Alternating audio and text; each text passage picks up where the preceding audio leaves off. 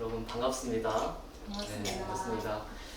오늘 또 이렇게 날씨가 너무나 많이 무더운데 예배하러 나온 여러분 모두에게 하나님의 은총과 평화가 함께하기를 간절히 기원합니다. 날씨가 많이 무더운데 정말 건강관리 잘 하시고 물 많이 드시고 더우면 쉬시고 이렇게 시원한 데서 여름을 잘 나시기를 간절히 바랍니다. 사랑하는 여러분, 오늘 우리가 읽은 이 디모데 전서라는 서신은 바울이 11번째 쓴 서신이면서 그의 생애 후반기에 쓴 첫 번째 서신이에요.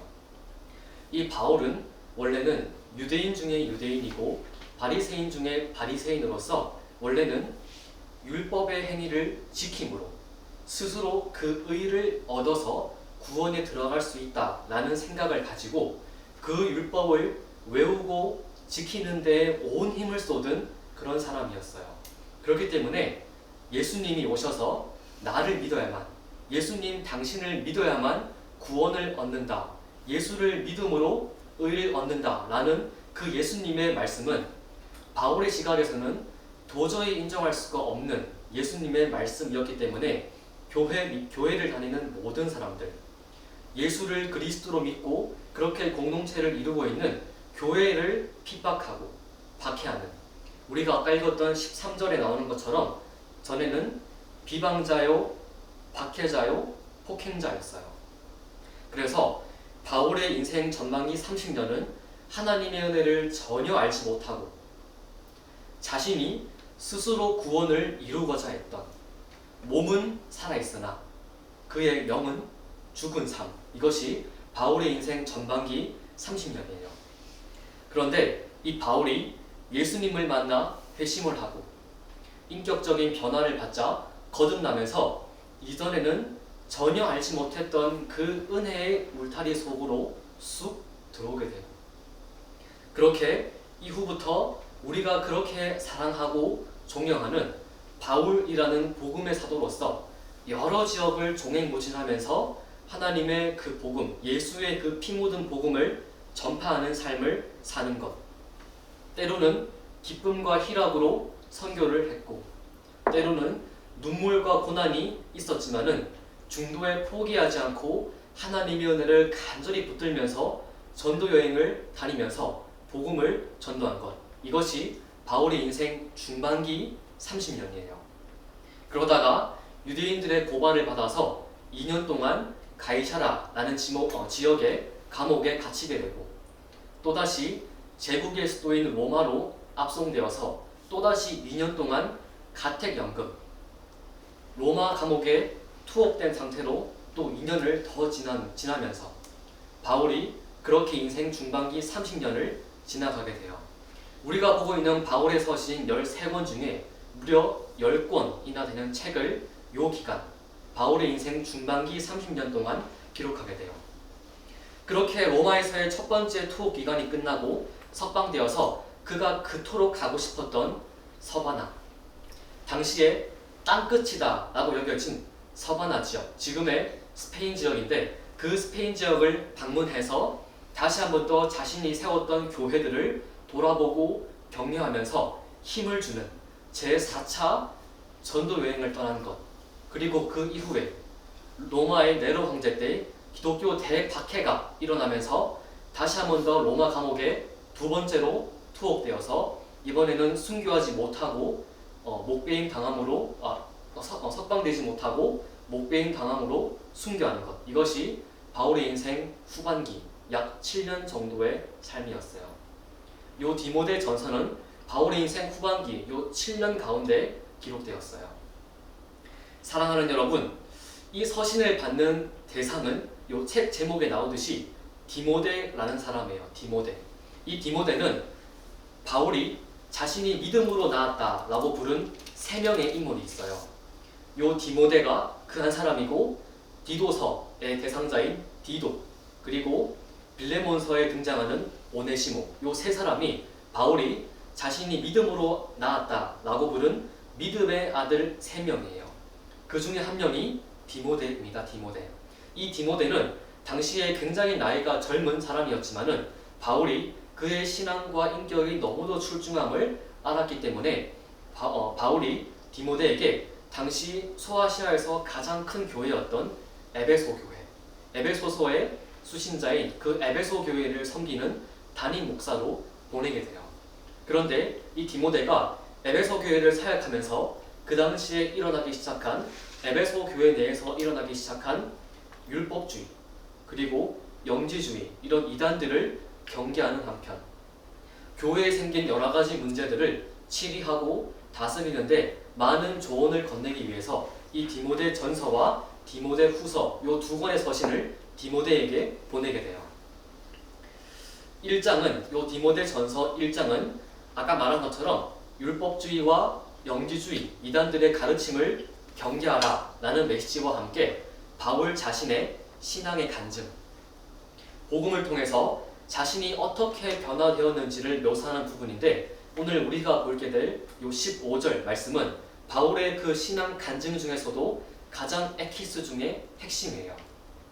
오늘 바울이 이 자신의 생애를 돌아보면서 비록 짧은 한 구절이지만 자신에게 선물로 주어진 이 복음이 얼마나 감사하고 소중한지를 너무나 잘 드러내고 있는 부분인데 우리가 오늘 이 말씀을 살피면서 과연 여러분과 저에게 바울이 누렸던 이 복음에 대한 감사 또 복음에 대한 은혜와 기쁨이 여러분과 저에게 얼마만큼 있는지 한번 돌아보는 시간이 되면 좋을 것 같아요. 사랑하는 여러분, 첫 번째로 바울은 복음의 성격을 먼저 말하고 있는데 뭐라고 말하고 있습니까? 여러분 15절 상반절 같이 한번 읽어볼까요? 미쁘다 모든 사람이 받을 만한 이 말이요. 네. 여러분 여기서 미쁘다 라는 말은 믿을만 하다 이런 뜻인데 이 미쁘다 라는 말이 원문인 헬라어 성경에는 피스티스라는 형용사로 나와 있어요. 그런데 이 피스티스라는 말과 같은 어근을 공유하는 단어가 믿음이라는 단어인 피스토스라는 단어예요. 그러니까 여기 나와 있는 미쁘다라는 말은 뒤에 나오는 복음의 내용이 단순히 우리가 신뢰할 만하고 마음에 새겨두면 좋을 정도의 경구나 그런 격언이다 라고 말하는 것이 아니라 우리의 온 마음과 그 신앙을 담은 우리의 믿음을 사용해서 받아야 할 만한 굉장히 엄중하고 무게감이 있는 것이 복음이다 라는 말이 요 미쁘다 라는 말을 통해서 우리가 추론할 수 있겠죠. 그런데 바울이 이 말, 즉 복음의 성격을 어떻게 규정한다고요? 모든 사람이 받을 만하다 이렇게 말하고 있어요. 사랑하는 여러분, 여기에 나오는 모든 사람이라는 말은 말 그대로예요. 여러분과 저를 포함한 이 땅에 발딛고 살아가는 모든 사람입니다. 이 땅에 왔던 이든지 우리처럼 오고 가는 이든지 앞으로 올 이든지 아무 상관없이 하나님의 첫 선민이었던 이스라엘이든 유대인이든 헬라인이든 우리와 같은 이방인이든 남자든 여자든 종이든 자유인이든 그 사람의 지위나 신분이 높든지 낮든지 나이가 많든지 적든지 아무 상관없이 모든 사람이 마땅히 받아야만 하고 누려야 하는 것, 이것이 복음의 성격이다 라고 바울은 말하고 있고 모든 사람의 진정한 생명과 소망은 복음이다 라고 바울은 말하고 있는 것이죠. 그렇기 때문에 누구든지 이 복음을 받는 모든 자에게 하나님은 그 사람이 과거에 어떤 큰 죄악을 지어서 그 죄책감에 억눌려서 신음할지라도 복음을 믿고 예수의 피를 힘입어 담대히 나아오는 모든 사람에게는 다시는 그 죄의 책임을 묻지 않으시고 당신의 자녀가 되는 권세를 우리에게 차별 없이 부어주시는 것, 이것이 복음이 가지고 있는 보편성과 무차별성이에요. 그래서 로마서 3장 22절에 바울이 이렇게 또 말했죠. 곧 예수 그리스도를 믿음으로 말미암아 모든 믿는 자에게 미치는 하나님의 의인이 차별이 없느니라. 이렇게 바울이 말하고 있는 것이죠. 사랑하는 여러분, 우리는 가끔 이 세상을 살아가면서 어떤 굉장히 도덕이나 인품이 훌륭하신 분, 그런 분들을 보면서 저분은 왠지 법 없이도 살 것 같아, 이렇게 가끔 말하지요. 여러분, 절대로 그럴 수 없습니다. 그 사람에게도, 그 사람조차도 복음이 필요한 것이에요. 다윗이 쓴 시편 14편에 이런 말씀이 나옵니다. 어리석은 자는 그의 마음에 이르기를 하나님이 없다 하는도다. 그들은 부패하고 그 행실이 가증하니 선을 행하는 자가 없도다. 여호와께서 하늘에서 인생을 굽어 살피사 지각이 있어 하나님을 찾는 자가 있는가 고려하신즉 다 치우쳐 함께 더러운 자가 되고 선을 행하는 자가 없으니 하나도 없도다. 여러분, 성경은 분명히 선포하고 있어요. 이 세상에 스스로 의인이다 라고 칭할 수 있는 자 아무도 없다.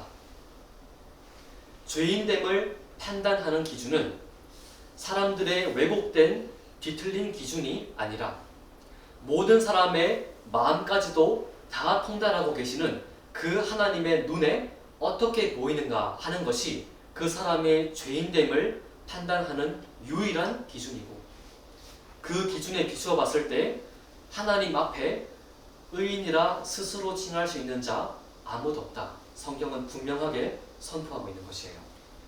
사랑하는 여러분, 화란, 지금의 네덜란드인 그 화란의 신학자였던 아르메니우스, 우리가 알미니안이라고 부르는 그 아르메니우스와 그의 제자들은 하나님의 선택 교리, 하나님이 만세전에 당신의 백성들을 택하신 그 선택 교리에 대해서 사람은 완전히 타락한 것이 아니라 어느 정도 하나님을 알 수 있는 영혼의 살아임이 조금은 남아있기 때문에 사람의 타락이 완전한 타락이 아니라 그 스스로 하나님 앞에 나아갈 수 있는 가능성이 있다라는 부분 타락을 주장했어요.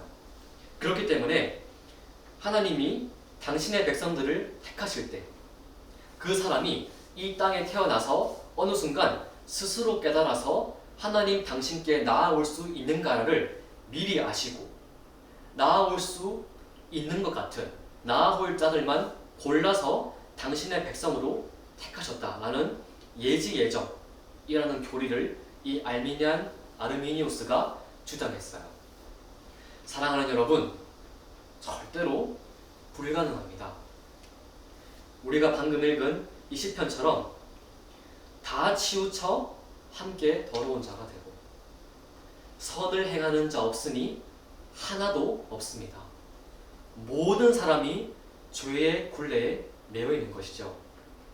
그래서 다윗보다 약 1000년 뒤를 살았던 이 바울 사도도 로마서라는 위대한 서신을 기록하면서 그 3장 10절에서 의인은 없나니 하나도 없다 이렇게 고백했던 것이고, 그보다 한참 후대를 살았던 켈빈과 그의 제자들 역시 사람은 절대로 스스로 깨달아서 하나님 앞에 나아올 수 없는, 하나님과 교제할 수 있는 유일한 통로인 우리의 영혼이 죽었기 때문에 절대로 죽은 영혼을 가지고 있는 모든 인류는 스스로 깨달아서 하나님 앞에 절대로 나아갈 수 없다라는 전적 타락을 주장하고, 우리는 이 전적 타락을 우리의 교리로 믿고 있는 것이죠. 사랑하는 여러분, 이 전적 타락에 대해 알지 못하는 세상은 참 무지하고 단순해요. 17세기 후부터 이성과 또 지성에 대한 신뢰가 일어서기 시작한 이 17세기 후부터 사람들은 우리 스스로의 생각과 힘으로 이 땅에서의 지상 낙원인 유토피아를 만들 수 있다 이렇게 생각하기 시작했어요. 17세기에 영국의 철학자인 프란시스 베이컨, 한 번쯤은 들어봤을 그 사람이 아는 것이 힘이다, knowledge is power 이렇게 주장하면서 그 사람의 지식 패권주의를 사람들이 다 받아들여서 과학과 첨단 기술을 발전시키면 이 땅에 유토피아가 가능할 것이다. 이렇게 말하면서 많은 학자들이 과학을 발전하고 진보를 이루는 데 많은 힘을 쏟게 돼요. 사랑하는 여러분, 과학과 인간의 힘으로 이 땅에서 유토피아를 만들려는 시도는 절대로 성공할 수 없어요. 왜요? 죄인인 사람들이 모여 사니까. 이 땅에 아무리 좋은 기술과 문물을 발전시키고 장려한다 라고 할지라도 이 세상을 살아가는 많은 사람, 아니 모든 사람이 타락했고, 그 타락한 생각과 마음을 가지고 기술을 개발하고 사람들의 삶을 좀 더 낫게 만들려는 모든 시도는 당연히 어그러짐과 깨어짐이에요. 죄의 가장 큰 결과 중에 두 개인 깨어짐과 어그러짐이 사람들 속에 그대로 있는 상태에서 과학과 기술을 발전시켜서 유토피아를 만들려는 시도는 절대로 성공할 수가 없는 것이죠.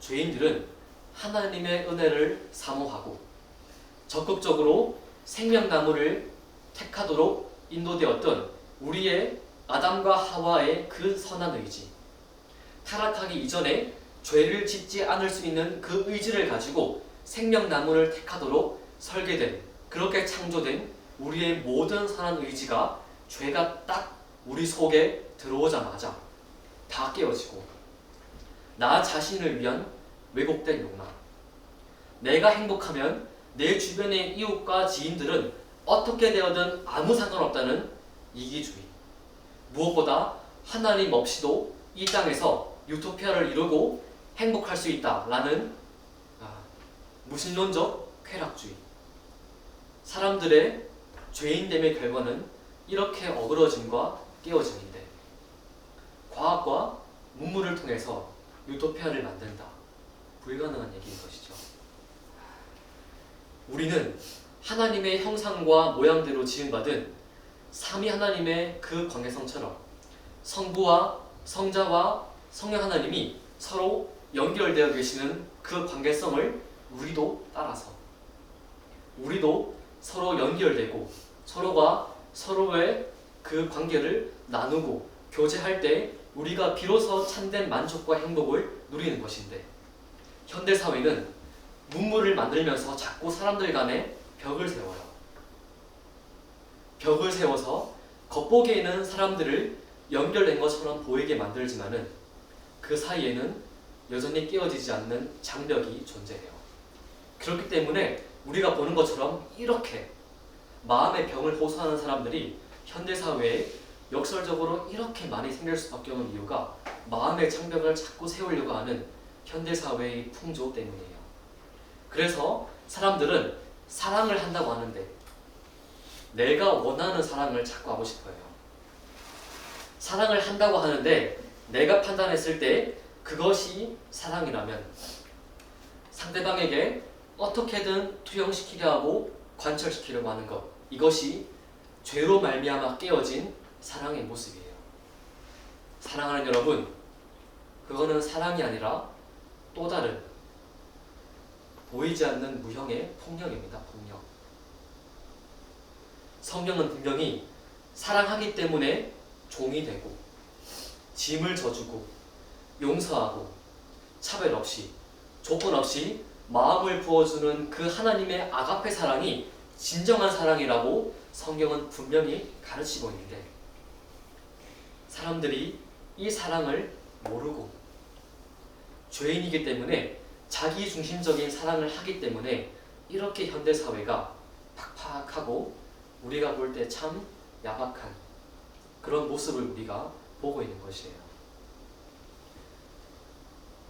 과학이나 왜곡된 사람이 아니라 모든 사람이 받아야만 하는 이 복음의 사랑을 알아야만이 이 땅에서 진정한 변화와 소망을 우리가 목도하게 될 것이죠. 사랑하는 여러분, 우리가 죄인이라는 것은 절대로 우리의 성격이나 기질상에 약점이나 단점이 있다는 말이 절대로 아니에요. 죄라는 것은 절대로 그 사람의 약점, 단점 이런 걸 말하는 게 절대로 아니에요. 죄는 우리의 머리끝부터 발끝까지 영향을 미치는, 하나님의 살아계심을 부인하고 그분의 말씀과 교례에 불순종하면서 적극적으로 죄의 결박과 사슬에 매인 노예가 되어서 우리가 선한 것을 행한다 라고 생각하는 그 순간조차도 하나님이 전혀 기뻐하시지 않는, 하나님과 전혀 관계가 없는 그런 어리석은 삶을 살다가 영원한 멸망에 떨어지는 것, 이것이 우리가 보고 있는 죄의 결과이고 그것이 죄의 실체예요. 우리가 아무리 이 땅에서 좋은 기술과 문물을 만들어낸다고 한들 우리의 죄가 다루어지고 청산되지 않으면 절대로 우리는 이 땅에서 참된 만족과 기쁨을 누릴 수가 없는 것이에요. 모든 사람에게 예외 없이 필요한 것, 그것이 복음의 성격이다 라고 바울은 말하고 있는 것이죠. 사랑하는 여러분, 두 번째로, 그렇다면 복음의 성격이 모든 사람이 받아야 한다 라고 복음의 성격을 바울이 말했는데, 그렇다면 복음의 내용, 그 중에서도 복음의 핵심이 뭡니까? 여러분 15절 우리 중간 한번 읽어볼까요? 그리스도 예수께서 죄인을 구하시려고 세상에 임하셨다 하였도다. 네. 사랑하는 여러분, 바울이 말하는 복음의 핵심이 뭡니까? 예수께서 우리 죄를 구하시려고 성육신 하셨다라는 것, 이것이 복음의 핵심입니다. 이 말씀은 마태복음 1장에서도 우리가 발견할 수 있죠. 아들을 낳으리니 이름을 예수라 하라. 이는 그가 자기 백성을 그들의 죄에서 구원할 자임이라 하니라. 복음서는 예수님이 이 땅에 거하시는 33년 동안의 행적들 가운데 정말 구속사적인 의미를 가지는 중요한 것들만 뽑아서 기록된 것들이 우리가 보고 있는 사복음서인데, 그 복음서에 기록된 예수님의 모든 행적과 예수님의 말씀들이 결국은 단 하나의 목적, 예수님의 성육신을 통한 우리 죄의 구원, 이 메시지로 다 모아지고 있어요. 사복음서는 관점과 대상을 달리하면서 다른 대상과 다른 관점을 감안해서 기록되었지만은 공통적으로 다루고 있는 예수의 십자가와 부활 사건, 복음의 최정점이자 핵심인 예수의 십자가와 부활 사건을 빼놓고는 절대로 우리가 보고 있는 복음이, 우리가 믿는 이 복음이 성립할 수가 없기 때문에 예수의 십자가와 부활 사건은 사복음서가 공통적으로 다루고 있음을 우리가 볼 수 있는 것이죠. 사랑하는 여러분, 예수님의 성육신은 우리의 생각과 상상보다 더 초월하고 있는, 우리가 이해하지 못하는 사건이에요. 여러분, 예수님이 성육신 하셨다. 성부 하나님과 동일한 본질을 지니신 성자 예수님이 이 땅에 육신을 입고 나셨다 라고 할 때 단순히 그분의 신분이 강등되었다, 또는 그분이 사시는 곳이 저 하늘나라에서 이 땅으로 바뀌었다, 이렇게 이해하면 절대로 안 돼요. 예수님의 성육신을 정말 아름답고 멋진 그런 구중구월에 사시는 어떤 왕자님이 우리가 볼 수 있는 가장 낮은 곳, 원룸이나 그런 살기 척박한 이런 곳에 잠시 오셨다, 이런 느낌으로 이해하면 절대로 안 돼요. 예수님은 어느 곳이든 제약을 받지 않고 다니시고 거하시는 제2위 하나님으로서 시간과 공간의 제약이 존재할 수 없는 영원을 누리시는 분이시기 때문이에요. 여러분, 저는 요즘 성경을 읽으면서 영원이라는 말을 읽을 때 멈칫할 때가 굉장히 많이 있어요. 영원, 성경은 자주 하나님의 선하심과 인자하심이 영원하고 그분이 우리와 맺으시는 언약도 영원하고 우리에게 주시는 사랑과 은혜도 영원하다, 이렇게 말하고 있는데, 그 영혼이라는 게 뭘까? 하나님의 마음에 합한 사람이다 라고 말씀하신 그 다윗이 사무엘하 7장에서 언약을 맺으면서 다윗 자신의 후손으로 메시아이신 예수가 나심으로 다윗 그의 집과 나라가 영원할 것이다 라는 언약의 말씀을 다윗은 들었는데 과연 그 다윗은 영원이라는 말을 이해했을까? 그조차도 연약한 인간이었는데 다윗은 영원이라는 말을 과연 이해했을까? 이런 생각을 가끔 하게 돼요. 우리는 태어나면서부터 육신을 가지고 다녀야 하는 공간의 한계와 태양이 지고 뜸에 따라 그리고 시간이 흐름에 따라 우리의 육신이 퇴화하면서 결국은 죽음을 맞게 되는 시간의 한계를 맞는 유한한 존재이기 때문에 영원이라는 개념을 우리의 세계관으로는 절대로 이해하지 못해요. 하물며 창조주이신 하나님이 사람 되셨다.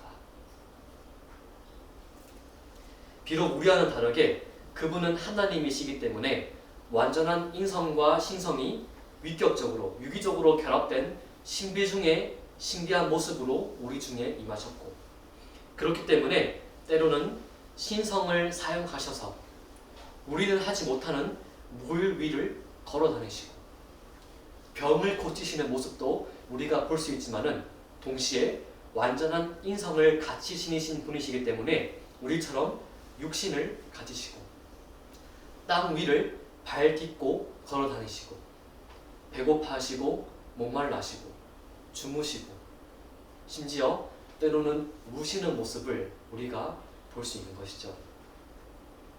사랑하는 여러분, 성육신이라는 것은 우리의 생각과 상상보다 훨씬 더 초월하는 정말 엄청난 사건이에요.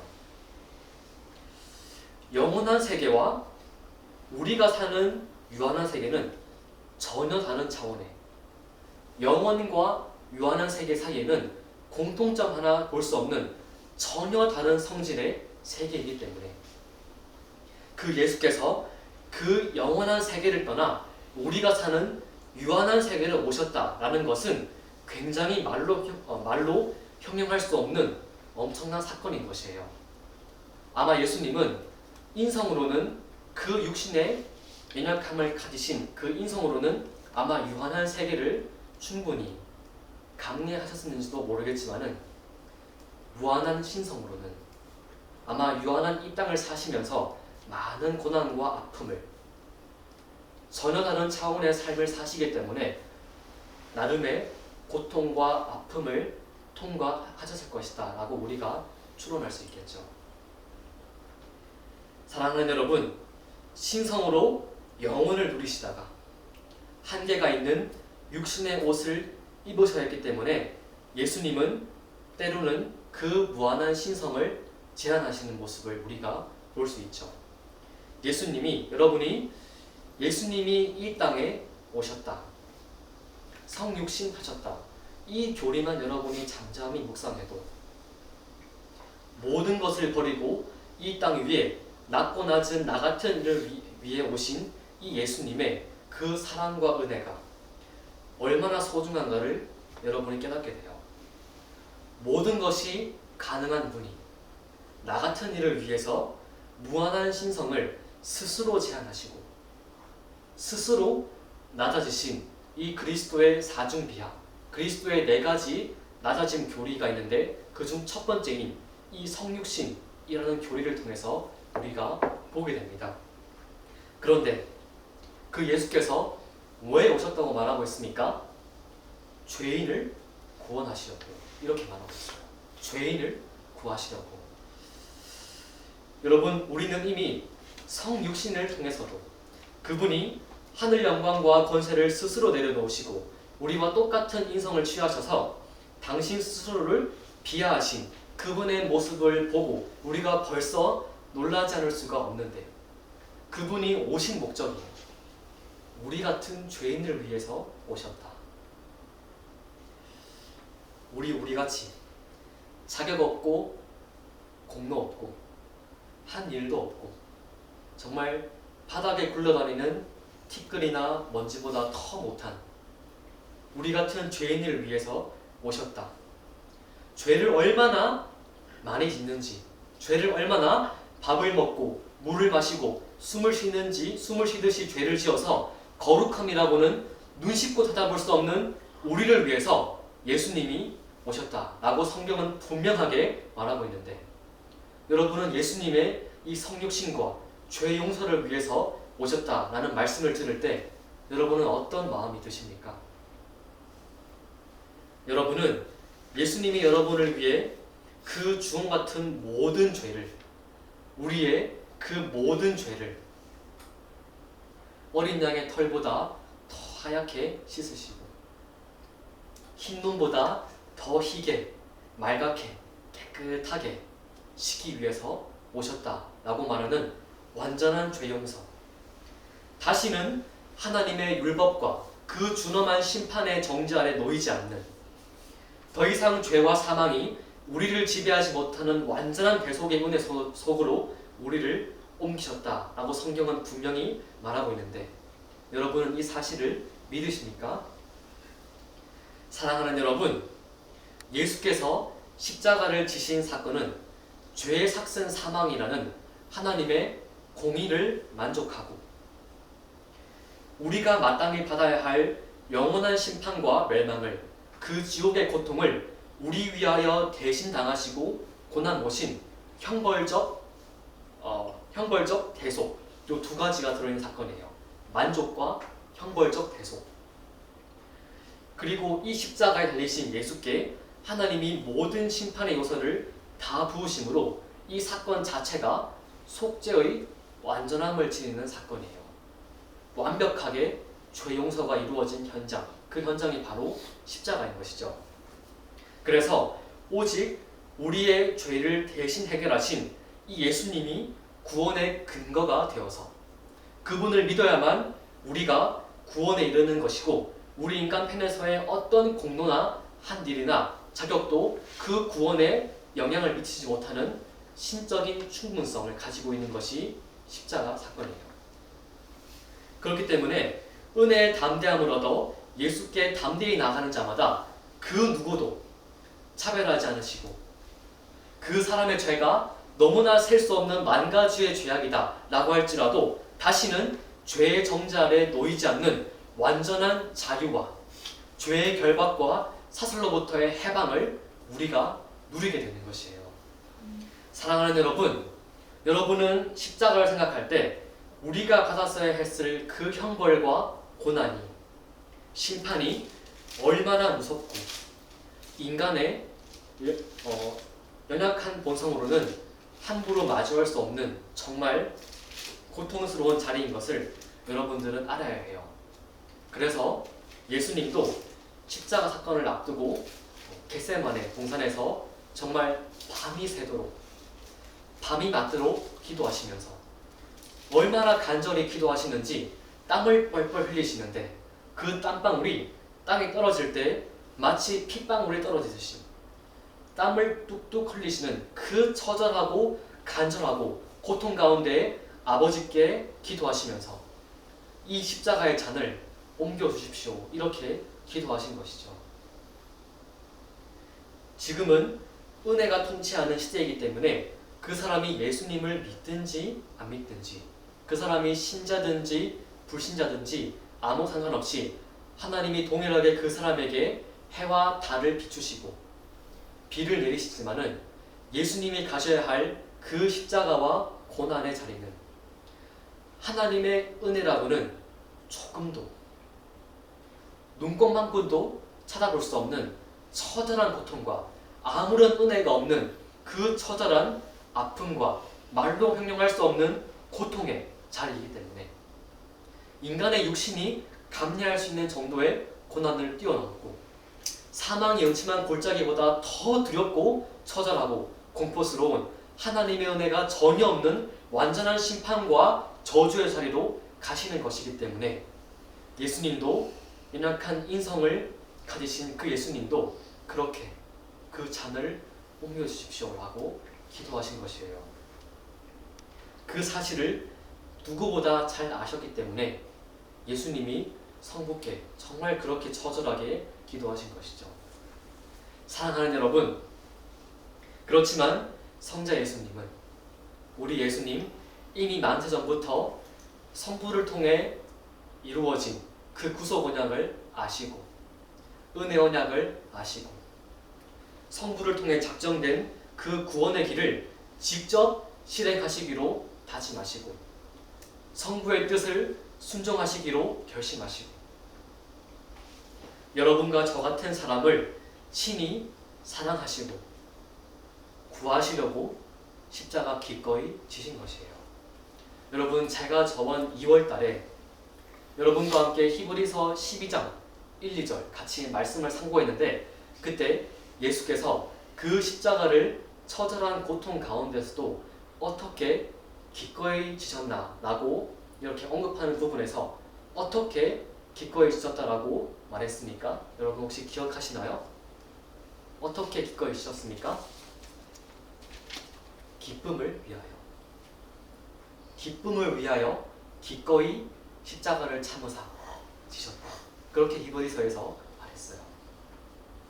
사랑하는 여러분, 예수님은 그 누구도 되돌릴 수 없는 십자가를 통해 이루어질 하나님의 영원한 승리와 그 누구도 뺏을 수 없는 영광과 승리의 기쁨을 아셨기 때문에 그 기쁨을 아셨기 때문에 십자가를 기꺼이 지셨다라고 성경은 분명하게 말하고 있는데 여러분에게 이 승리가 누려지고 있습니까? 많은 사람들이, 이 사회를 살아가는 많은 사람들이, 심지어 교회를 다닌다고 하는 사람들조차도 기쁨이 사라지는 시대를 우리가 살고 있어요. 기쁨이 없다. 여러분, 기쁨이 없다. 정말 우리가, 여러분이 기쁨을 누린다고 많은 것들을 행하지 않습니까? 여러분이 기쁨을 느낀다라고 행하고 그렇게 여러분이 찾고 쫓는 많은 것들은 그 기쁨이 영원합니까? 잠깐뿐이에요. 또다시 그 행위를 하지 않으면 기쁨이 사라지고 마는, 또다시 해야 하는, 마치 목말라서 물을 마셨음에도 불구하고 여전히 해갈리지 않는 기쁨을 우리가 행하는 것, 그것이 사람들이 찾는 기쁨이에요. 그렇지만 사람들이 찾는 기쁨은 한순간뿐이고 사라질, 썩어질 한 줌의 재에 불과한 위장되고 가짜 기쁨이지만 우리 그리스도인들이 누리는 기쁨은 뭡니까? 영원한 기쁨이에요. 쇠하지 않고 썩지 않는 영광과 비록 고난이 있을지언정 그 누구도 뺏을 수 없는 영원한 기쁨과 영원한 감격을 우리가 누리는데 여러분에게 이 기쁨과 감격 있습니까? 사랑하는 여러분, 뉴스를 보면 참 얼굴이 찌푸려지고 참 팍팍하고 웃을 일 많이 없는 시대를 우리가 살아가고 있어요. 그렇지만 오히려 그렇기 때문에 하나님은 우리에게 질문하고 계세요. 이렇게 기쁨과 참된 만족을 찾기 어려운 이 시대를 살아가는데 과연 너희에게 나의 승리와 대속의 기쁨이 주는 그 영원한 썩지 않는 기쁨 있느냐? 여러분께 질문하고 계신 것이에요. 정직하게 돌아보도록. 위장된 기쁨 속에서 나는 기쁘다, 나는 그런 위장된 기쁨 속에서 나의 기쁨을 판단하는 것이 아니라 여러분의 심령과 마음을 정직하게 돌아보는 이 시대 가운데 하나님은 과연 여러분에게, 너희에게 그 기쁨 있느냐? 라고 영혼의 잔잔한 울림과 성령의 감동으로 여러분에게 물어보고 계신 것은 아닌지 우리가 돌아봐야 해요. 사랑하는 여러분, 우리가 마지막으로 짧게 하나만 봅시다. 이렇게 복음의 성격과 내용을 충분히 받아들이고 알고 있는 이 바울임에도 불구하고 바울 자신이 어떻게 고백합니까? 여러분 마지막 부분 한번 같이 한번 읽어볼까요? 죄인 중에 내가 괴수니라. 죄인 중에 내가 괴수다. 이렇게 말하고 있어요. 여러분, 여기서 괴수라는 말은 괴상하게 생긴 짐승이다, 그런 뜻이 아니라 우두머리. 헬라어 원문에는 우두머리 이렇게 나와 있어요. 우두머리. 무슨 말을 하고 싶어 하는 겁니까?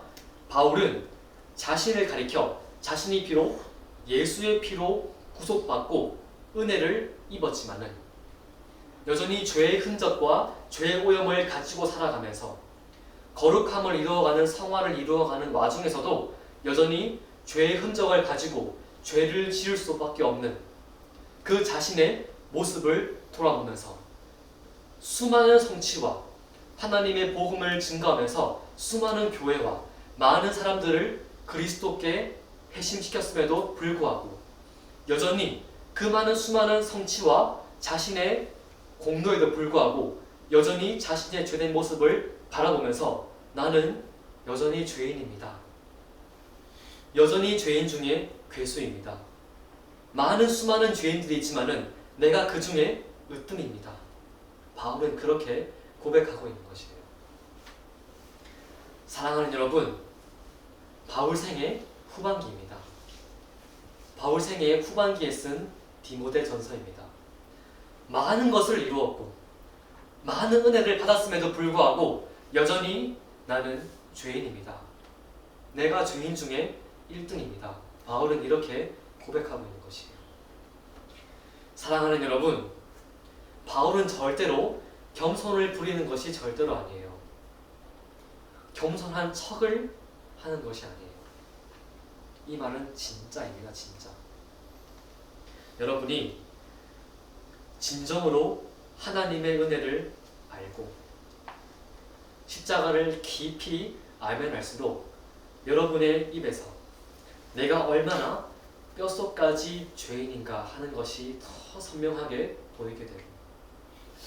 바울의 이 고백이 여러분과 저의 고백이 될 수밖에 없는 것 여러분 보게 될 거예요. 그래서 어거스틴, 4세기를 살았던 훌륭한 교부학자인 그 어거스틴은 성도의 태도, 성도가 어떻게 살아가야 하는가라는 그 태도를 기술하면서 첫째도, 둘째도, 셋째도 겸손이다 이렇게 말했어요. 겸손뿐이다 이렇게 어거스틴은 말했어요.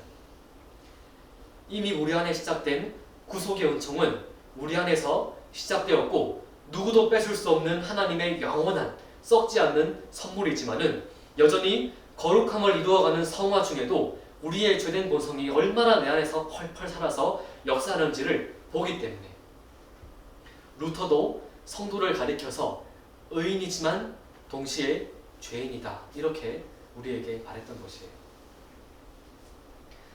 저 들판에 좀 있으면 가을이 올 텐데 저 들판에 새노랗게 익어가면서 빳빳했던 이삭줄기를 시간이 흐르고 더 익어감에 따라서 그 빳빳한 이삭줄기를 땅을 향해 숙이는 저 밭에 있는 저 논에 있는 벼처럼 은혜를 알면 알수록 뻣뻣하고 완고했던 우리의 심령이 하나님의 그 은혜 앞에 어쩔 줄을 몰라하면서 자연스럽게 고개를 숙이게 되는 것, 이것이 우리의 신앙에 마땅한 태도이고 바울은 그것을 경험했고 알았기 때문에 내가 여전히 죄인 중에 괴수다 이렇게 말하고 있는 것이에요. 이 고백이 정말 거듭났고 정말 하나님의 은혜와 복음의 성격과 복음의 내용을 알고 있는 그 신자가 마땅히 고백해야 하는, 마땅히 나올 수밖에 없는 말, 마땅한 열매가 죄인 중에 내가 괴수다 라는 고백이 되어야 하는 것입니다. 사랑하는 여러분, 우리는 오늘 저 성찬을 앞두고 있습니다.